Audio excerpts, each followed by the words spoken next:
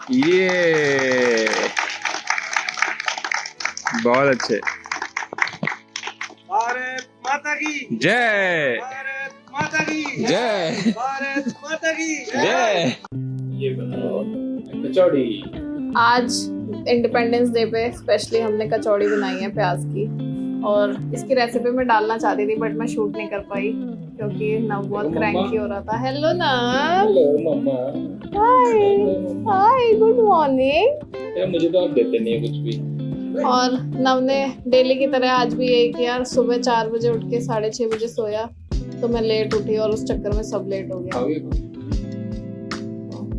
खाइए और रिव्यू दीजिए।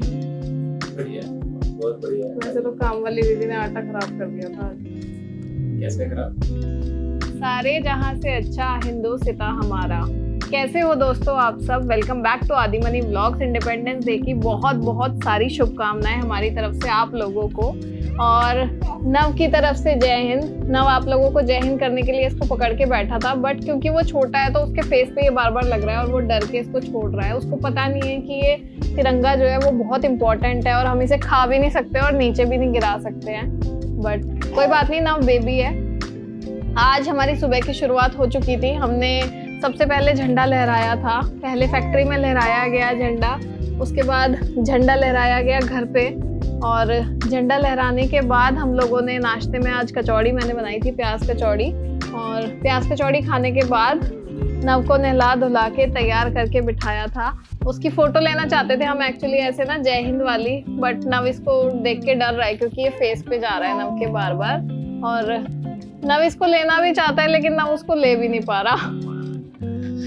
कि हमारे ऑलमोस्ट 1300 सब्सक्राइबर्स हो गए हैं, बट पता नहीं क्यों हमारे व्लॉग पे व्यूज ही नहीं आते हैं अबव 100। हमें समझ नहीं आ रहा कि ये यूट्यूब ने क्या ग्लिच हुआ है, हमारे साथ कोई प्रॉब्लम हुआ है या कुछ हुआ है, क्योंकि इतने फॉलोवर होने के बाद तो एटलीस्ट 500 व्यूज आने चाहिए थे, बट हमारे वीडियोस पे व्यूज ही नहीं आ रहे। और हम लोग इतनी कोशिश कर रहे थे, मेहनत कर रहे हैं, क्यूट वीडियोस भी डालते हैं नव की, बट कोई ऐसा नहीं है कि उसमें कुछ व्यूज आ रहे हैं, कुछ हो रहा है। ये हमने सुबह अपना झंडा जो है लहराया था, ध्वजारोहण हमने किया था। ये रहा हमारा तिरंगा, कल हम इसको लेके आए थे। और ये जो दूसरा झंडा आपको दिख रहा है, ये हमारा गणेश जी का झंडा है जो कि गृह प्रवेश के टाइम पे लगाया जाता है। उसके अलावा आप हमारे सुंदर प्लांट से भी मिल सकते हैं, जिन्हें डेली सुबह मैं पानी दे देती हूँ।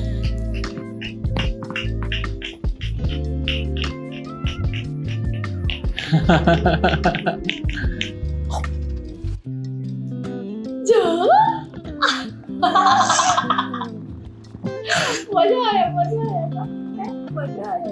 बन रही है ना? हाँ। क्या कर रही है वो?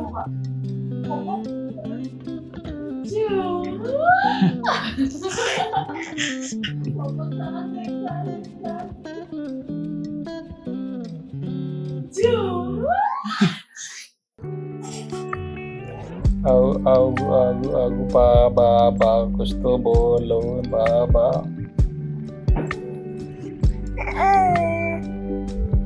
तो अभी हम निकल चुके हैं और हम जा रहे हैं नव के लिए ना वो लेने, फ्रूट्स और वेजीज लेने। नव के लिए क्या, अपने लिए भी, क्योंकि सारी वेजीज और सारे फ्रूट्स खत्म हो गए हैं, बहुत दिन हो गए हैं। और अब मुझे नव को भी फीड करना होता है ना, थोड़ा थोड़ा, तो कोई ना कोई फ्रूट डेली होना चाहिए। आज कुछ था नहीं तो मैंने नव को कुकुम्बर खिलाया था। नव को कुकुम्बर बहुत पसंद है, और मैं सोच रही हूँ रात को उसको पम्पकिन दूँ या फिर बीटरूट ओटमील दूँ बना के, तो दोनों में से देखूंगी क्या बनाऊंगी उसके लिए।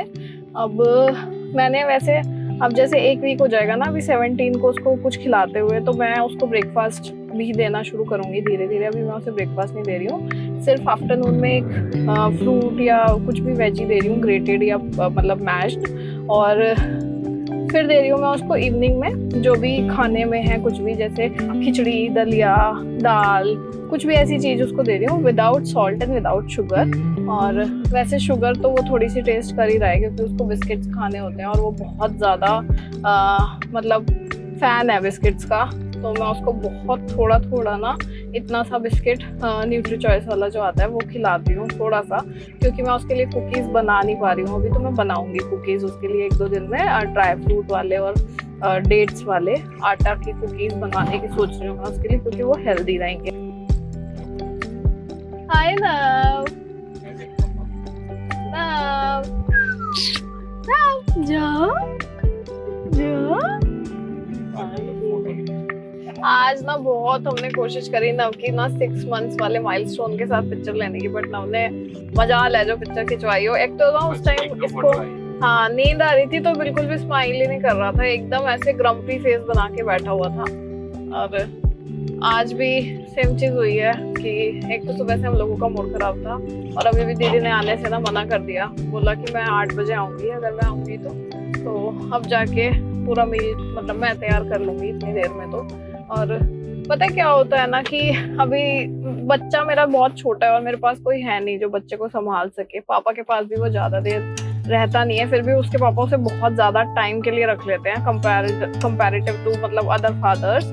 लेकिन ना बस यही है कि काम वाली की ना मेरी मजबूरी हो रखी है इस टाइम पे कि मुझे चाहिए खाना बनाने वाली और काम वाली, वरना मैं इतना मुंह ना किसी का नहीं देखती इतना परेशान होने के बावजूद। और कोशिश तो करती हूँ कि अपने आप ही कर लूँ। जैसे अभी 3-4 दिन से ना सब्जी तो मैं ही बना रही हूँ, चाहे मतलब कैसे भी करके सब्जी मैं ही बनाती हूँ, मैं कटवा लेती हूँ, फटाफट तड़का देती हूँ, उतनी देर में नव रोने लगता है क्योंकि इसके टीथिंग की वजह से ज्यादा दिक्कत हो रही है अभी थोड़ी सी।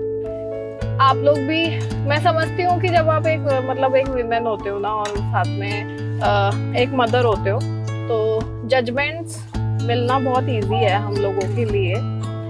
जजमेंट हर चीज पे हो सकती है, हमारे लुक से लेके हमारे हर चीज के ऊपर। और एज अ मदर तो आपको बहुत सारी जजमेंट्स फेस करनी पड़ती हैं कि बच्चे को ठीक से खिला नहीं रहे हैं, बच्चा कमजोर है, या मतलब अभी जैसे मैंने काम वाली लगाई है तो वो भी एक जजमेंट का बहुत बड़ा रीजन हो सकता है बहुत सारे लोगों के लिए कि खाली तो रहती है सारा दिन, करती क्या है, फिर खाने वाली लगी है, काम वाली लगी है, और तो क्या ही काम होता है घर में। बट ऐसा नहीं है, घर में बहुत काम होता है बच्चे के साथ। जिनके छोटे बेबीज होंगे वो लोग शायद इस बात को समझ सकते होंगे कि बच्चे के साथ बिल्कुल भी पॉसिबल नहीं होता है चीजें कर पाना। फिर भी मैं बहुत सारी चीजें खुद ही करने की कोशिश करती हूँ। हस्बैंड भी पूरी तरह से मेरा हेल्प करने की कोशिश करते हैं, वो नव को संभाल लेते हैं जितनी देर में बाकी चीजें करती हूँ। दो इंसानों के बीच में एक पार्टनरशिप नहीं है ना, पार्टनरशिप इन द सेंस मैं बिजनेस की बात नहीं कर रही, मैं अंडरस्टैंडिंग की बात कर रही हूँ। एक अंडरस्टैंडिंग नहीं है ना तो आपका ना काम चल नहीं पाता। तो इसीलिए ना जो कहते हैं ना एक अच्छे रिश्ते के लिए, चाहे वो कोई भी रिश्ता हो, एक अंडरस्टैंडिंग बहुत जरूरी है जो बिल्ट होनी चाहिए। और हस्बैंड वाइफ का तो ऐसा रिश्ता होता है जिंदगी भर का कि अगर उसमें अंडरस्टैंडिंग नहीं है ना तो वो रिश्ता चलना बहुत ज्यादा मुश्किल हो जाता है। आपकी लड़ाइयाँ होती रहेंगी, आपको ऐसा लगेगा वो मुझे नहीं समझ रहा और उसको ऐसा लगेगा ये मुझे नहीं समझ रही। तो आपस में बात करते रहना, कम्युनिकेशन इज द की जो कहा जाता है, वो यहाँ पे जरूरी है कि बहुत जरूरी है। क्योंकि ना अभी क्या हो रहा है, 3-4 दिन से मैं बहुत फेडअप हो जाती हूँ। फेडअप इस चीज से हो जाती हूँ कि मैं रात को नहीं सो पाती, दिन को नहीं सो पाती, काम में थक जाती हूँ। तो कभी कभी मैं नव के पापा पे ना चिल्ला देती हूँ गुस्से में, मतलब मुझे खुद ऐसे रियलाइज होता है कि मैं बहुत रूडली मैंने उनसे बात कर ली।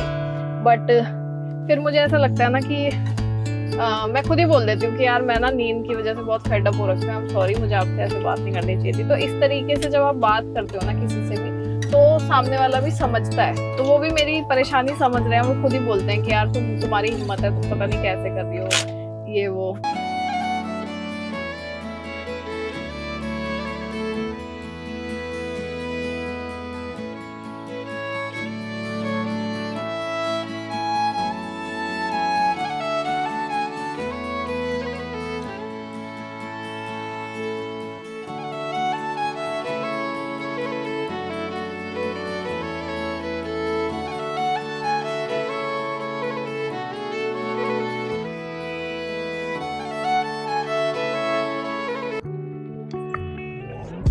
आप ये देखो पूरा लाइट से लाइट और बहुत ज्यादा सुंदर जो है ये दिखाई दे रहा है।